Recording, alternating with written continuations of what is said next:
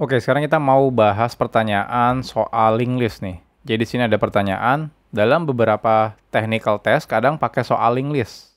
Nah, memangnya seberapa penting sih linked list digunakan dalam dunia kerja? Nah, saya 2 tahun kerja sebagai part-time full stack Laravel itu tidak pernah menggunakan linked list. Jadi apakah benar linked list itu penting? Nah, ini kayaknya sih isinya sama ya dengan judulnya. Oke. Kita akan bahas. Buat teman-teman yang tidak tahu linked list, itu adalah salah satu struktur data ya, yang sebenarnya sangat populer sekali digunakan. Oke, buat teman-teman yang nggak tahu, kita akan bahas sekilas ya tentang linked list. Jadi, linked list itu struktur data yang isinya itu biasanya ya, bentuknya kan biasanya seperti ini. Jadi ada, oke saya perbesar dulu. Jadi biasanya ada, istilahnya itu ada yang bilang node itu ya. Jadi di sini ada node-nya. Ada node-nya. Nah, biasanya dia itu kayak rantai gitu ya. Jadi ada dari sini, dari node-nya itu, di dalamnya ada value-nya, dan di sini ada penunjuknya ke node selanjutnya. Begitu juga di sini ada penunjuk ke selanjutnya. Istilahnya tuh ini adalah next-nya. Gitu ya. Dan dia biasanya ada istilahnya tuh kalau linked list biasa mungkin seperti ini, tapi ada juga implementasi yang namanya double linked list. Double linked list itu artinya ada penunjuk next-nya, ada penunjuk previous-nya, sebelumnya, seperti itu. Ini adalah previous-nya. Seperti ini. Dan di sini biasanya dia punya value. Ya. Nah, jadi kita tahu kalau yang next-nya itu berarti ke sini 0 gitu ya. Berarti dia di akhir. Kalau previous-nya itu 0, berarti ya dia yang paling awal. Nah, struktur data ini sangat populer kalau diimplementasikan dalam bentuk antrian. Atau istilahnya teman-teman mungkin tahu yang namanya queue gitu ya.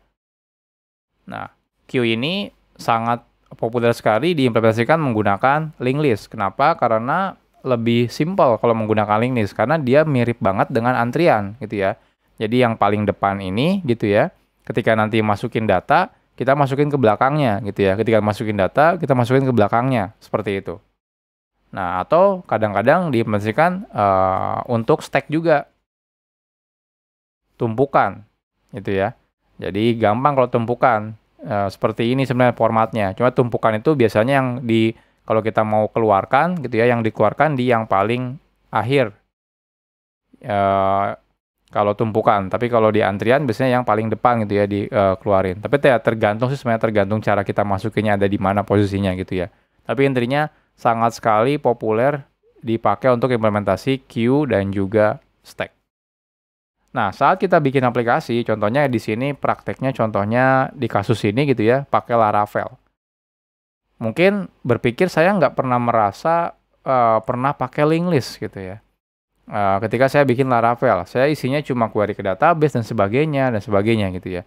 Saya nggak pernah sama sekali bikin linked list gitu ya. Dan bahkan mungkin kalau di PHP tidak ada built-in kelas ya untuk linked list kalau misalnya di PHP.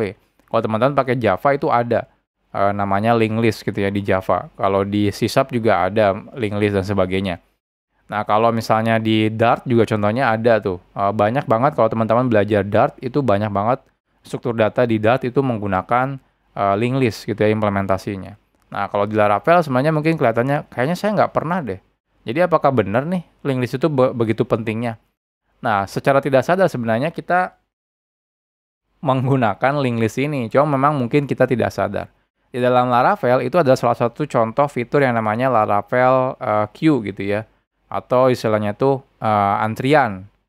Nah, itu mungkin teman-teman implementasinya menggunakan Redis gitu ya. Jadi dia dikirim ke Redis antriannya, atau mungkin dikirim ke database dan sebagainya. Nah, itu sebenarnya rata-rata kebanyakan implementasi antriannya itu pasti menggunakan linked list. Jadi secara tidak sadar, teman-teman sebenarnya kita menggunakan linked list sebenarnya. Jadi walaupun kita tidak benar-benar langsung menyentuh kode linked list-nya, tapi sebenarnya kita menggunakan fitur-fitur yang menggunakan si linked list.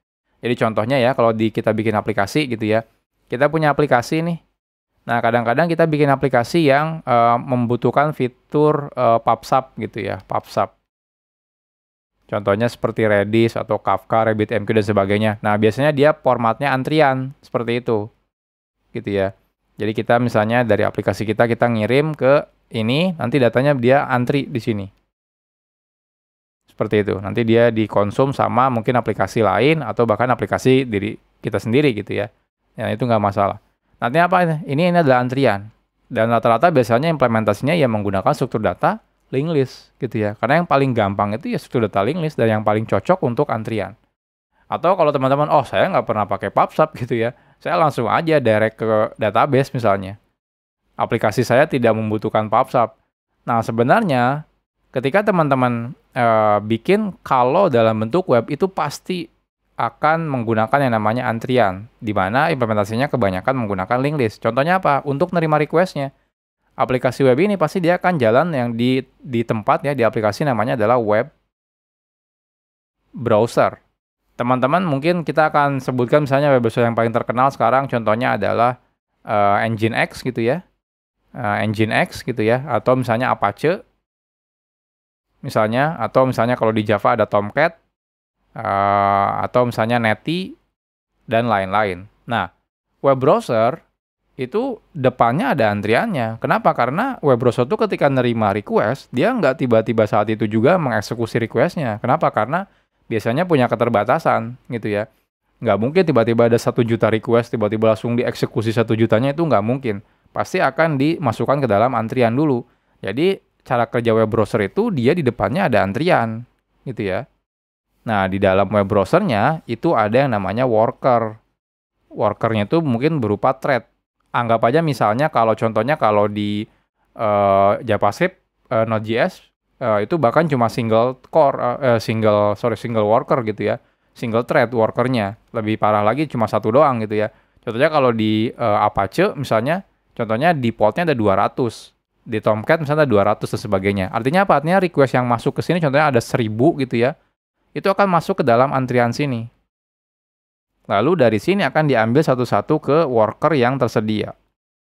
Setelah selesai semuanya, nanti dia ngambil lagi. Setelah selesai ngambil lagi, setelah selesai ngambil lagi. Nah ini, implementasi antrian ini itu kebanyakan menggunakan si linked list.